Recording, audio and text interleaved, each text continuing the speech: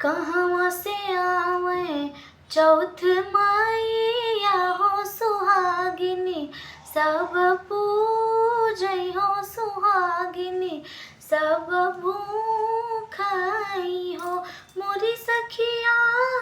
कहवा से आवे सेव गौरा होत हाथ, वासी घोड़ा लिए हाथ, वासी घोड़ा लिए अरे सेनु रासुहाग लिए हो मोरी सखिया।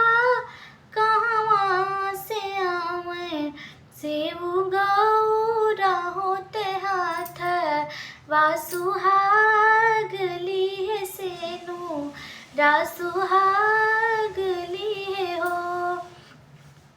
स्वर्ग से आवे चौथी मैया हो सुहागिनी, सब भूखे हो सुहागिनी, सब पूजाई हो मोरी सखिया। पर्वत से आवे शिव गौरा होत हाथ, वासुहाग लिए सेनु रासुहाग लिए हो। कहवा बैठोबे चौथी मैया हो सुहागिनी, सब भूखै हो सुहागिनी, सब पूजाई हो मोरी सखिया। कहवा बैठोबे शिव गौरा होत हाथ, वासी घोड़ा लिए हाथ, वासी घोड़ा लिए सेनु रासुहाग लिए हो। आंगन बैठोबे चौथी मैया के सुहागिनी, सब भूखै हो सुहागिनी, सब पूजाई हो मोरी सखिया। बेदिया बैठोबे शिव गौरा होके हो हाथ, वासी घोड़ा लिए अरे हाथ, वासी घोड़ा लिए अरे सेनु रासुहाग लिए अरे सेनु रासुहाग लिए हो। काउदै मनोबे चौथी मैया के हो का सुहागिनी, सब भूखै हो सुहागिनी, सब पूजाई हो मोरी सखिया।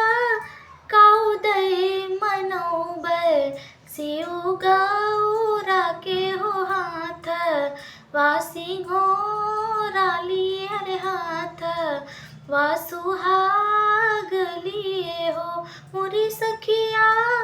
काउदै मनोबे शिव गौरा के हाथ, वासी घोड़ा लिए सेनु रासुहाग लिए हो।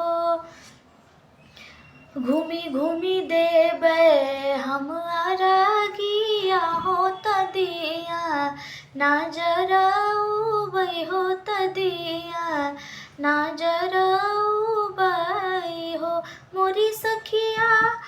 फल में वसीउ के चढ़उबै होत शिव, के मनउबै होत शिव, के मनउबै हो मोरी सखिया। सुलहो सिंगरवा गौरा माई चढ़उबै होत गौरा, के मनउबै होत गौरा, के मनउबै हो। कवन आशीष दिहली चौथी मैया रे सुहागिनी, सब भूखै हो सुहागिनी, सब पूजाई हो मोरी सखिया। कवन आशीषिया शिव गौरा होत हाथ, वासिंहो रालियस तसेनुरा सुहागली हो मोरी सखिया कवन आसिसिया शिव गौरा होत हाथ वासुहागली हाथ सेनु रासुहागली हो जुग जुग जिए तोरा सजन हो जनम जुग बिहासिउ हो जनम जुग बिहासिउ हो मोरी बेटी हरदम रहियो आही सुहागिनी हो जनम आही बातिनी हो जनम आही बातिनी हो मोरी बेटी हरदम रहियो तू सुहागिनी हो जनम आही बातिनी हो जनम आही बातिनी हो। आप सभी को हैप्पी करवा चौथ की हार्दिक शुभकामनाएं। अगर हमारी वीडियो पसंद आए तो प्लीज़ हमारी वीडियो को लाइक और चैनल को सब्सक्राइब जरूर करें।